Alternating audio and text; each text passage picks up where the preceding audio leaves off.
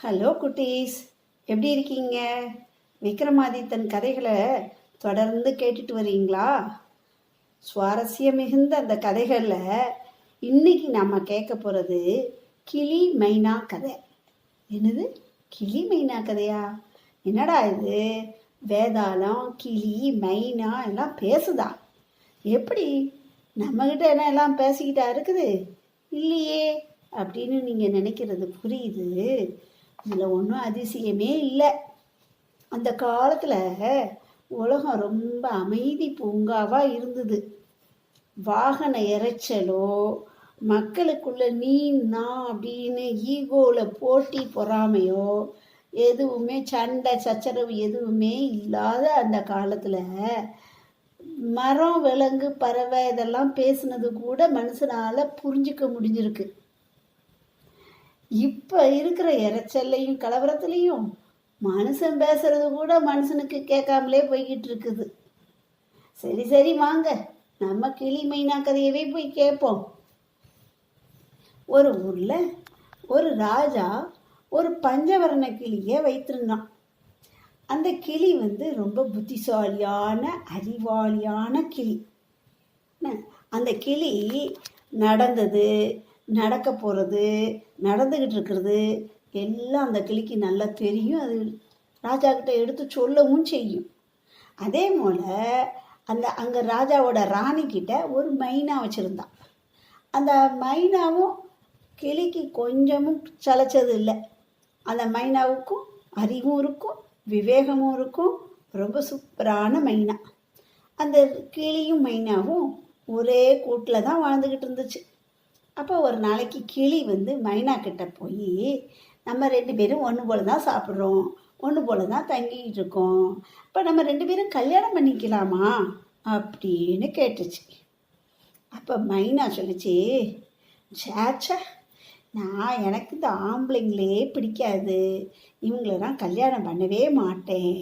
அந்த ஆம்பளைங்களாம் சுத்தமாக நன்றி கெட்டவங்க, அவங்க க்ரூயல் மைண்டட் பர்சன்ஸ் அப்படின்னு சொல்லிடுச்சு. அப்படி சொன்ன உடனே கிளிக்கு கோபம் வந்துச்சு. கிளி என்ன சொல்லுது, ஆமாம் ஆமாம், எல்லா லேடிஸும் கெட்ட குணம் உள்ளவங்க தான் அப்படின்னு சொல்லிச்சு. இப்படி ரெண்டு பேரும் மாற்றி மாற்றி சொல்லி ரெண்டு பேருக்கும் பெரிய வாக்குவாதம் வந்துருச்சு. ரெண்டு பேரும் என்ன செஞ்சாங்க, இந்த பிரச்சனையை சரி ராஜாக்கிட்டே போய் கேட்போம் அப்படின்னு சொல்லிட்டு ராஜா கிட்ட கொண்டுட்டு போகிறாங்க. ராஜா மைனா கிட்ட, இந்த ஆம்பளைங்கெல்லாம் நன்றி கெட்டவங்கன்னு நீ எதை வச்சு சொல்கிற அப்படின்னு கேட்குறாரு. உடனே மைனா தான் சொன்ன அந்த வார்த்தையை ப்ரூவ் பண்ணுறதுக்காக ஒரு கதையை சொல்ல தொடங்கிச்சு. ஒரு ஊரில் ஒரு பணக்கார வியாபாரி பிஸ்னஸ்மேன் இருக்கான். அவனுக்கு ஒரு பையன். அவங்க அப்பா அந்த பிஸ்னஸ்மேன் செத்து போனதுக்கப்புறம் அந்த பையன் என்ன செய்கிறான், பணத்தை எல்லாம் தேவையில்லாமல் லேவிஷாக செலவு பண்ணி காலி பண்ணிட்டு எல்லாத்தையும் சுத்தமாக தொடச்சிட்டான். நல்ல செழிப்பாக வாழ்ந்துட்டு ஒட்டாண்டியாக இருக்கிறது அந்த நாட்டிலையே இருக்கிறதுக்கு அவனுக்கு பிடிக்காம அவன் வெளியில் வேறு நாட்டுக்கு போயிடுறான். அந்த நாட்டில் போய் அங்கே ஒரு விவசாயி வீட்டில் போய், ஐயா எனக்கு பசிக்குது, சாப்பாடு தாரீங்களா அப்படின்னு போய் கேட்குறான். அவன் கொஞ்சம் பார்க்குறதுக்கு அழகாகவும் இருப்பான், யங்காகவும் இருப்பான். இப்படி இருக்கிற அவனை பார்த்துட்டு அந்த வியாபாரி கேட்குறாரு, ஏன்பா நீ உனக்கு என்ன குறைச்சல், நீ நல்லா தானே இருக்க, நீ எங்கேருந்து வர அப்படின்னு அவனை பற்றி விசாரிக்கிறாரு. அவன் தன்னை மாதிரியே ஒரு வியாபார குடும்பத்திலேருந்து வந்திருக்கான்னு தெரிஞ்சதுக்கு உடனே அவருக்கு அவனை ரொம்ப பிடிச்சி போயிடும்.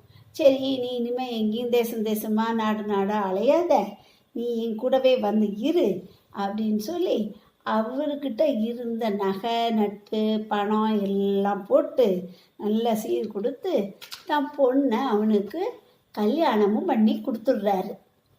அவன் என்ன செய்கிறான், அந்த மாமனார் வீட்டோட நல்ல சௌக்கியமாக இருந்து நல்லா என்ஜாய் பண்ணிக்கிட்டு இருக்கிறான்.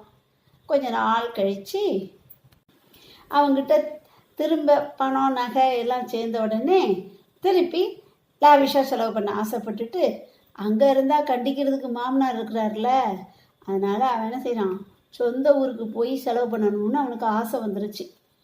அப்போ அவங்க மாமனார்கிட்ட சொல்கிறான், நான் பொண்ணை கூட்டிகிட்டு ஊருக்கு போகிறேன்னு. அவர் எவ்வளவோ சொல்கிறாரு, எனக்கு ஒரே பொண்ணு தான், என் பிஸ்னஸ் இருக்குது, நீ பார்த்துக்கிட்டு இங்கேயே இருந்துக்கோன்னு சொல்கிறாரு. அவன் கேட்கவே மாட்டேன், நான் என் ஊருக்கு தான் போகிறேன் அப்படின்னு சொன்ன உடனே சரி அப்படின்னு சொல்லிட்டு தன் மகளையும் துணைக்கு ஒரு பாட்டியையும் அவன் கூட அனுப்பிச்சி வைக்கிறாரு. போகும்போது நல்ல நகை நட்டு பணம் எல்லாம் கொடுத்து தான் அனுப்புகிறாரு. அப்போது அவங்க 2 பேரையும் கூட்டிகிட்டு இவன் ஒரு காட்டு வழியாக போய்கிட்டு இருக்கான்.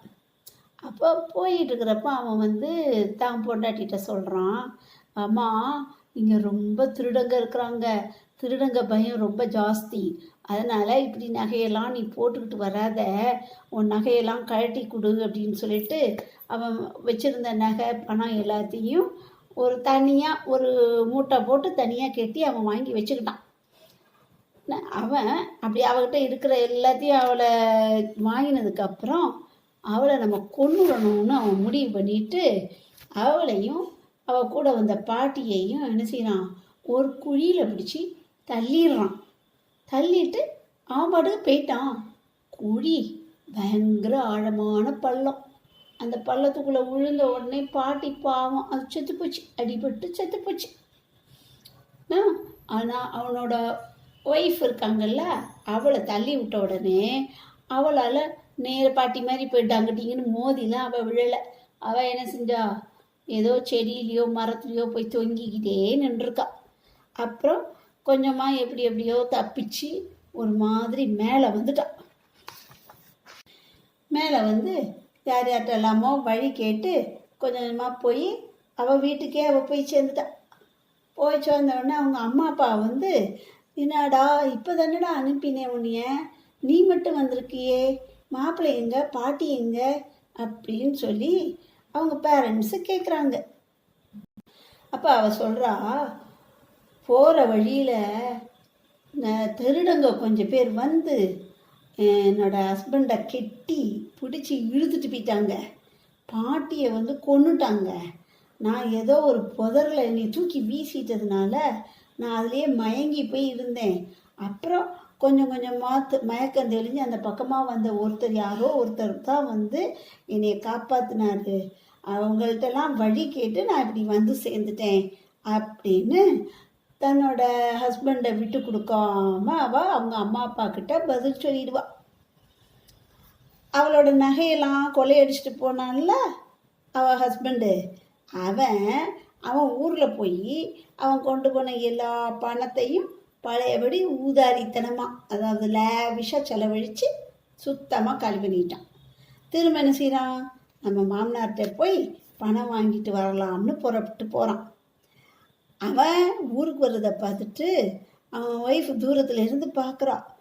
ஐயையோ அப்படின்ட்டு வேக வேகமாக ஓடி போய், வாங்க எப்போ வந்தீங்கன்னு சொல்லிட்டு காலில் விழுந்து கும்பிட்டு இது பண்ணோன்னே அவனுக்கு ஒரு மாதிரி இருக்கும், என்னடா இது, நம்ம இவளை குழியில் தள்ளி கொண்டு தானே போனோம், இவன் எப்படி இங்கே இது பண்ணி வந்திருக்கிறா அப்படின்னு அவன் குழப்பமாக பார்த்துட்டு இருக்கும்போதே அவள் செத்து போயிருப்பான்னு நினச்சா இப்படி இருக்காளே அப்படின்னு நினச்சிட்டு பார்த்துட்டு இருக்கும்போது பார்த்தா அவள் சொல்லுவா, நான் இந்த மாதிரி எப்படியோ தப்பிச்சு வந்துட்டேன், எங்கள் அம்மா அப்பா கிட்ட உங்களை நான் காட்டி கொடுக்கல, ஒன்றுமே உங்களை பற்றி நான் சொல்லலை, அதனால் நீங்கள் பயப்படாமல் வீட்டுக்கு வாங்க அப்படின்னு சொல்லி வீட்டுக்கு கூட்டிகிட்டு போயிடுறான். அவன் திருப்பி வீட்டுக்கு வந்துட்டான் அப்படின்னு உடனே அவங்க அம்மா அப்பாவுக்கு ரொம்ப சந்தோஷம். ஆகா மாப்பிள்ளை வந்துட்டாங்க, இனிமேல் நம்ம பொண்ணு ரொம்ப சந்தோஷமாக இருப்பா அப்படின்னலாம் சொல்லிட்டு மாப்பிள்ளையை ரொம்ப சந்தோஷமாக அவரை விட்டு நல்ல சாப்பாடு படம்லாம் கொடுத்து நல்லா கவனிக்கிறாங்க. அப்புறம் கொஞ்ச நாளைக்கு திரும்ப மாமனார் வீட்டிலேயே சௌக்கியமாக இருக்கிறான். ஆனாலும் அவன் புத்தி விடுமா, அவனால் சும்மா இருக்க முடியல. ஒரு நாளைக்கு ராத்திரி அந்த நன்றி கெட்ட விசுவாசம் இல்லாத அந்த மனுஷன் என்ன பண்ணியிருக்கிறான்னா, அவள் போட்டிருக்கிற நகைக்கு ஆசைப்பட்டு அதெல்லாம் கழட்டி எடுத்து சுருட்டி வச்சுக்கிட்டு அவளை கொன்று போட்டுட்டு போயிட்டான். யாராவது இப்படி செய்வாங்களா? இப்படிப்பட்ட கொடுமையான எண்ணம் உடையவங்க தான் இந்த ஆண்கள். எவ்வளவு செஞ்சாலும் அவங்களுக்கு திருப்தியே இருக்காது. ரொம்ப கொரூர புத்தி இருக்கிறவங்க.